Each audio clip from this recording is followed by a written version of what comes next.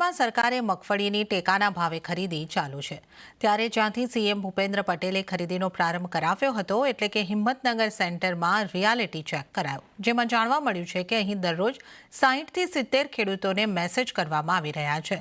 અહીં ખેડૂતોનો સમય પણ વેડફાતો નથી તેમજ પેમેન્ટની પણ ઓનલાઈન વ્યવસ્થા કરવામાં આવી છે। ખેડૂતોએ જણાવ્યું કે અહીં કોઈપણ પ્રકારની સમસ્યા સર્જાતી નથી। ખેડૂતો પાક વેચીને સમયસર ઘરે પહોંચી જતા હોય છે અને ભાવ પણ સારા મળી રહ્યા છે। ખેડૂતો આવે છે તેમને અગાઉથી અમે 50થી વધુ મેસેજ દ્વારા જાણ કરીએ છીએ અને તેમને ફોન દ્વારા પણ જાણ કરીએ છીએ, જેથી ખેડૂતો અહીંયા ઉપસ્થિત થાય છે અને તેમનો ખૂબ જ ગુણવત્તાવાળો અને સારો માલ અહીંયા લેવામાં આવે છે, તેની ચકાસણી કરવામાં આવે છે। આ રીતે ખૂબ સારી રીતે કામ થઈ રહ્યું છે। સીસીઆઈમાં મગફળી જલ્દીથી ખાલી થઈ જાય છે અને ઓનલાઈન પેમેન્ટ થાય છે।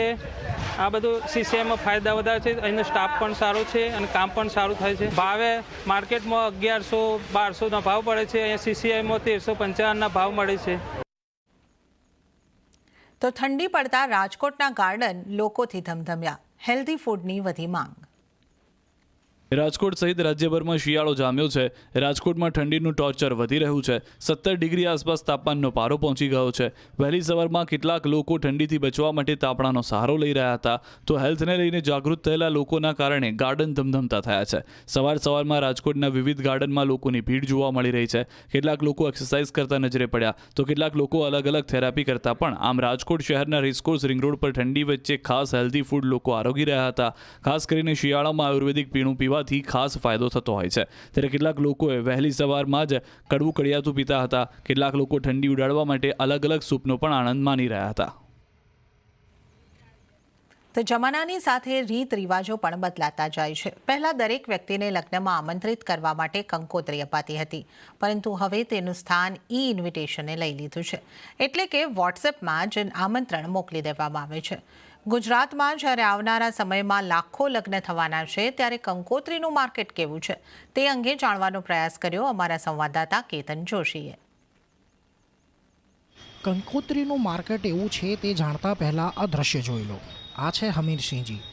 અમેરિકામાં ભણતી તેમની દીકરીના આવતા મહિને લગ્ન છે અને એકની એક દીકરી હોવાથી ધામધૂમથી જ લગ્ન કરી રહ્યા છે, પરંતુ તેમણે માત્ર અમુક કંકોત્રી છપાવી છે।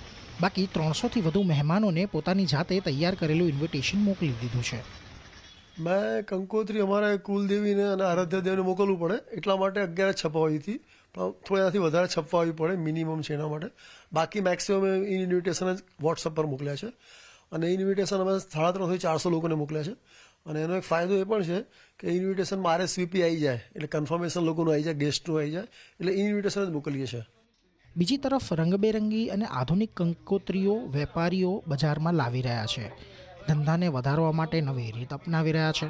બજારમાં ₹5 થી લઈને 1500ની સારી કંકોત્રી બને તે માટે ધંધાર્થીઓ માર્કેટિંગ સોશિયલ મીડિયા દ્વારા કરી રહ્યા છે। જોકે તે છતાં પણ જે અગાઉ કંકોત્રીનું માર્કેટ હતું તેના કરતાં હાલ 10 થી 40% સુધીનું ઘટી ગયું છે।